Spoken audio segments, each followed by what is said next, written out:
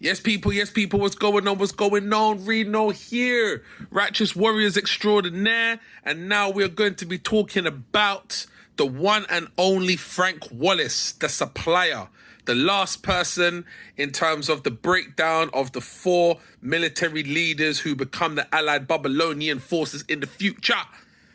Mr. Frank Wallace, the supplier.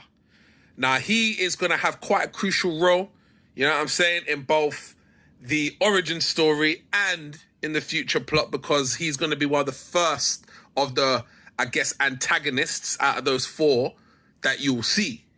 You know what I'm saying? But that's all I'm going to give you, right? So check this out.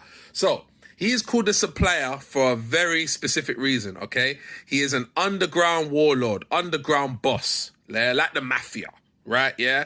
And he supplies weaponry in secret and gets it basically kind of, I guess you could say, shipped into the US military for the coup d'etat that happens in the future, okay? All right? He is secretly funding with illegal weaponry, yeah? That is obviously very dangerous, very powerful, that kind of thing, yeah? And he is the main one who is supplying that, all right? So in terms of his personality, he's the type, he only cares about money, all right? Now, one thing I'll tell you about the Allied Babylonian forces, because this relates to Frank Wallace, is that all of them have come together for a common interest. But they all have their own agendas and purposes that, of course, will be revealed in the future. But one thing I will tell you is this, right, yeah? Frank Wallace is all about money. He's a money man. He's a businessman. He don't care like what happens to people. He don't care how many people die. You know what I mean? As long as he gets his transaction, yeah, for his weaponry, he don't care how people use it. He has no specific affiliations apart from obviously the Allied Babylonian forces, but that's because that's for his own gain. But he doesn't have any sort of, you know, personal beliefs per se. He doesn't care about what happens in the future with the 2 factions. But yeah, I'll tell you about that another time. Anyway, what I'm trying to say is that he cares about money. That's his thing, yeah? He's very neutral. He don't care who, you know what I mean, wants his weaponry or other things that he does behind the scenes, as long as money is involved, okay? That's the easiest way I can explain Mr. Frank Wallace. And he's going to be definitely one of the key, like I said, ingredients for what happens in the future with the Babylonian forces. He makes things happen, I guess you could say. He's one of the ones that really makes those things happen. So, you know, but as time goes along, I'll be revealing more and more about the Babylonian forces. It's so hard to like just hold back certain things, but I have to for now because, like I told you before, I like to work with the pages that I have released and not tell too much about the story, because that's just going to spoil it for you. Like, I don't want to do that. I'd be a madman, wouldn't I? Nah, I ain't doing that. You know, it's about, you know, you guys experiencing what's going on. But I've given you some little hints and things there, so, you know, you can kind of, you know, speculate, you know what I'm saying, what you guys will think. But that's the most I can tell you really about him so far. You know he's having those secret meetings with the military leaders and stuff. A coup d'etat is happening.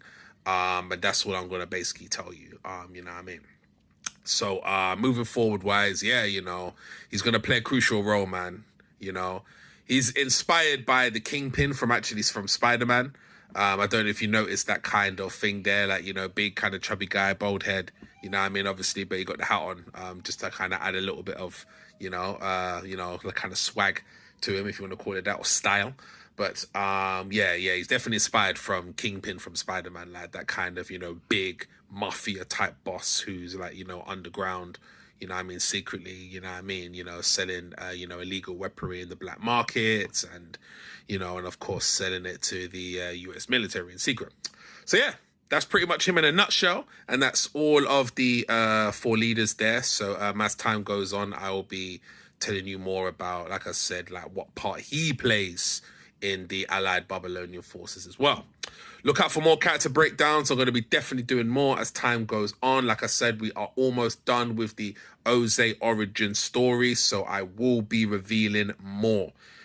So keep locked in, keep focused on what I'm doing. Support my ting. Like and subscribe, people. I need more likes on my stuff. I need more subscriptions on my stuff. If you come back to my page and you've been checking out my stuff, please, please, please like, subscribe to my YouTube channel. Go onto my Twitter, follow me, yeah? Please sign up and connect to all of my social medias. I need to build the fan base, yeah? I need to know who my fans are, and I want to thank you lot, you know what I mean, for all of your support, of course. So if I know who you are, I can big you up, I can put you on even my little recordings and everything and big you guys up, because I really want to know who is really checking out for my things.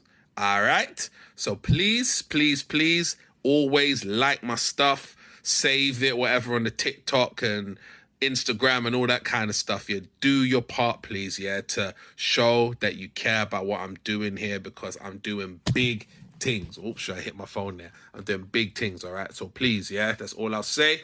Until next time, you know what I mean? Peace out.